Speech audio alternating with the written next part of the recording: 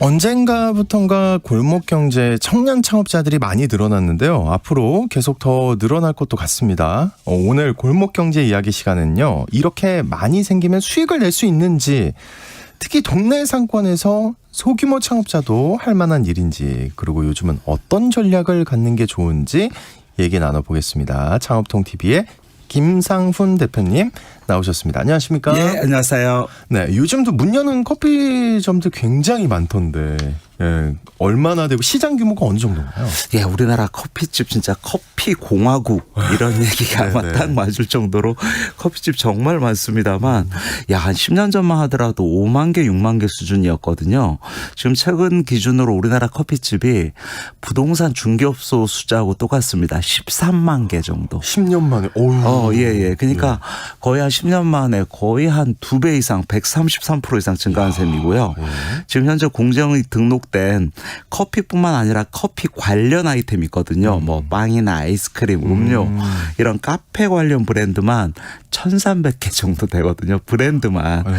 프랜차이즈 브랜드가 이렇게 많다는 것은 전체 외식 브랜드가 한 9,600개 되는데 그중에 거의 한 14%가 카페 브랜드니까, 야, 우리나라는 가히 진짜 카페가 어마어마하다. 시장 규모도 거의 한 10여 년 전에 2조 4천억 시장 이랬는데요.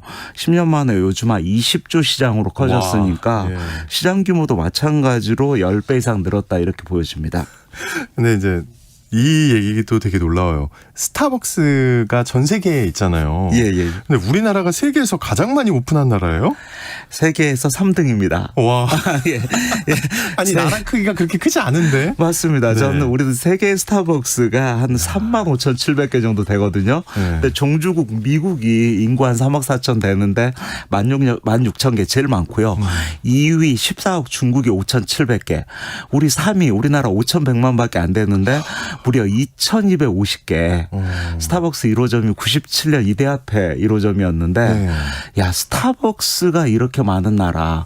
스타벅스가 처음에는 우리나라 상장법인 앞에만 오픈하겠다 해서 1,000개 정도 가겠지 했더니 지금 뭐 2,250개니까 야, 우리는 스타벅스 종주국을 이제 앞지르는 거 아닌가 좀 이런 생각도 듭니다. 와, 정말 놀라운. 근데 또 이런 생각이 드는 게 예. 스타벅스 같이 크고 막 엄청난 회사가 이렇게 예. 많이 차리는 거 보면 좀 시장 가치가 있다는 거 아닌가요? 그러니까 스타벅스는 늘 공간을 팝니다. 이런 얘기 하는데요. 네. 사람들이 스타벅스에서 머문다는 그 자체가 그래도 어떻게 보면 일단 좀 품격도 있는 것 같고 사람 만나는 것도 야, 일반 그냥 식당에서 만나는 것보다는 스타벅스에서 만나, 스벅에서 만나 이러죠. 그래서 그렇죠. 저는 한국인들에게 스타벅스는 어떻게 보면 컨비니언스, 편의성 기능도 있고 거기다 품격까지 있고 그냥 객단가 5, 6천 원이면 거기서 만날 수 있어. 이런 게 가장 크지 않나라는 생각도 듭니다. 이해가 되는 부분이. 네. 근데 왜 이렇게 다들 커피숍을 하고 싶어 할까요? 이 경쟁이 굉장히 치열한 걸 알고도 들어오는 거잖아요. 그렇죠. 그냥 커피점을 하는 분들을 저도 좀 보면 커피집에서 돈을 많이 벌겠다 이런 사람은 생각보다 많지 않습니다. 아닐 것 같아요. 예, 일단은 다른 식당보다는 좀 깨끗하고 좀 힘들지도 않으면서 그래도 남보기도 좋지 않나? 이런 게 정말 큰 것 같아요. 특히 실버 창업자 뭐 이런 시장까지 카페 아이템이 선호도 1위거든요. 창업시장에서 보면 뭐 코로나 시대에도 카페는 더 늘었다 이런 측면도 있고요. 퇴직자들 같은 경우도 아침에 딱 일어나면 내가 운영하는 카페에 내가 일단 출근할 곳이 있다. 그리고 나의 공간이 있다. 이런 개념에서 커피집이 남보기에도 좋고 뭐 큰 돈 아니더라도 굴러는 가는 것 같고 그리고 야, 별로 뭐 이런 고급 한정식집 같은 경우는 막 밑반찬 쫙 해야 되고 그럼 뭐 새벽 시장부터 가야 되고 막 이러는데 그럴 리도 없고 그냥 바리스타 또 이름도 예쁘잖아요. 그러다 보니까 커피집 같은 경우는 정말 이런 측면도 있고 운영상 측면에서 보면 직원 구하기 쉬운 업종이다 이렇게 얘기하고 요즘 알바들이 가장 알바하기 좋은 곳을 1위는 커피집이거든요. 하긴 뭐 다 다 똑같이 받을 거 아니에요, 최저임금. 그러니까 최저임금, 예, 그러니까. 최저임금 똑같은데 가격 좀 쉬워야죠, 그죠? 맞습니다. 그래서 커피 빵집보다는 커피집 알바를 더 선호합니다. 저라도 그러겠습니다. 예, 이거를 네. 그러다 보니까 이 알바들이 궁극적으로는 또 커피의 잠재적인 창업자가 되는 거죠. 그래서 엄마 아빠 가서 우리도 카페 하나 할까 뭐 이렇게. 저랑 반대네요. 저는 대학 때 그 커피숍에서 아르바이트 석 달 했거든요. 예, 예. 해보고 느꼈습니다. 아. 이거 하면 안 된다. 왜 안 되는지는 제가 지금 말씀드릴 수는 없지만 김 대표님한테 방송 끝나고 말씀드릴게요. 근데 그 커피숍 하나 차리려면 얼마나 투자해야 하는 거예요? 이거 좀 다르긴 할 것 같은데 지역마다. 맞습니다. 요즘 메이저 브랜드 막 2,000개, 뭐 많게는 2,500개까지 오픈하는 메이저 브랜드들이 있거든요. 이런 브랜드들이 평균 기준 평수가 10평입니다. 10평 기준으로 점포 비용 빼고 들어가는 게 1억 정도 들어가거든요. 그러면 점포, 보증금, 권리금까지 하면 여차하면 2억 정도는 들어간다고 봐야 되겠죠. 네. 하물며 요즘 뭐 50평 이상 대형 커피 같은 경우는 그냥 5억 아이템이다 이렇게 얘기하거든요. 10평이 1억. 예, 그리고 한 2, 30평 정도가 한 2, 3억 정도 들어가는. 그래서 커피집이 뭐 1억 미만으로 프랜차이즈 커피를 운영할 수가 없습니다. 많이 들어갑니다. 그러네요. 예, 예. 그러면은 10평에 1억이라고 보면 이렇게 투자해서 얼마나 벌 수 있는 건가요? 맞습니다. 그러니까 총 투자 개념으로는 한 2억 정도 들어간 프랜차이즈 브랜드들을 공정의 정보 공개서 상에 나타나는 수익성을 보면요.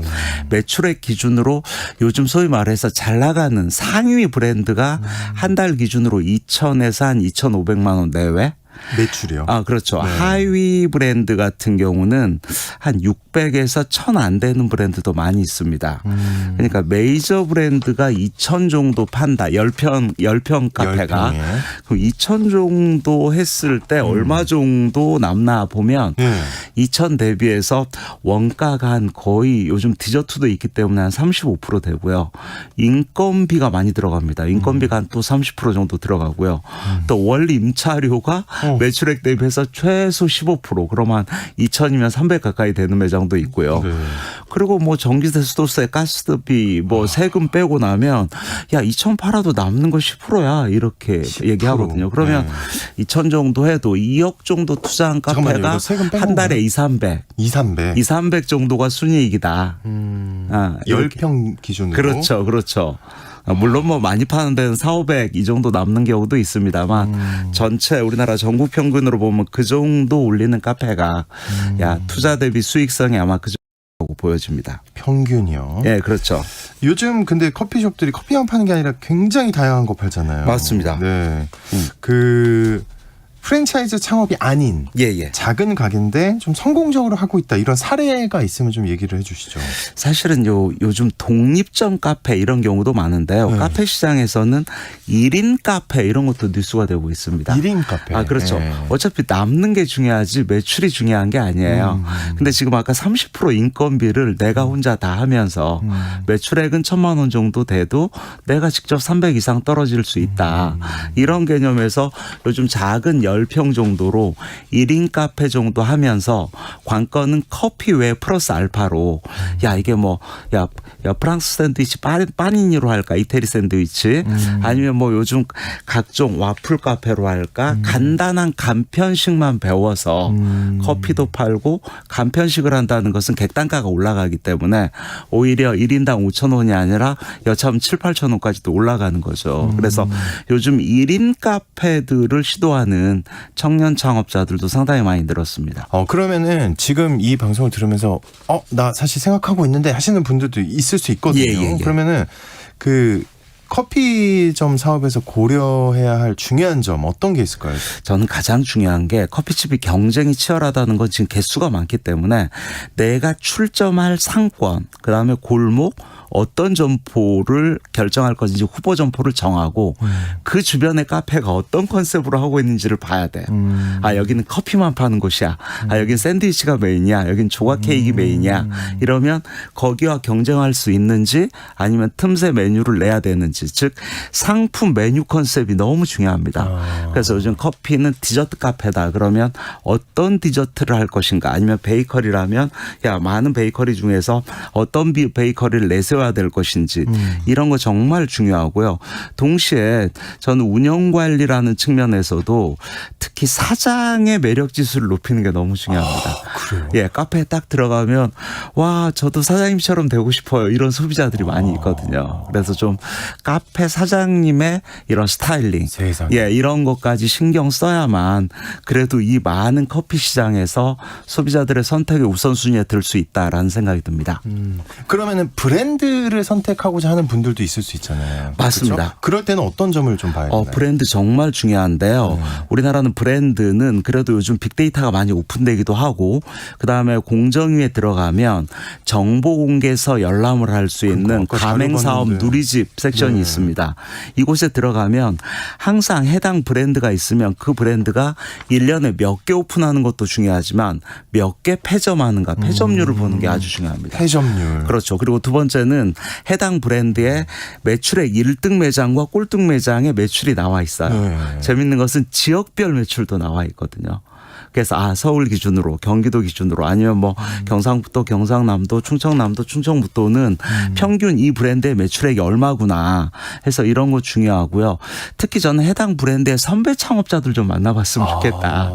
그분들 몇 마디만 나눠봐도 나 카페에서 행복합니다 표정인지, 제 가게 인수하실래요? 이 표정인지 이거를 좀 잘 판단해 본다면 브랜드 선택의 위험성도 줄일 수 있겠다라는 생각이 듭니다. 네, 오늘 얘기 골목경제 이야기 시간은 커피점 창업에 대해서 얘기 나눠봤습니다. 유익한 시간이 되셨길 바랍니다. 우리 청취자 여러분들 중에 창업통TV의 김상훈 대표님과 함께했습니다. 오늘 고맙습니다. 예, 감사합니다.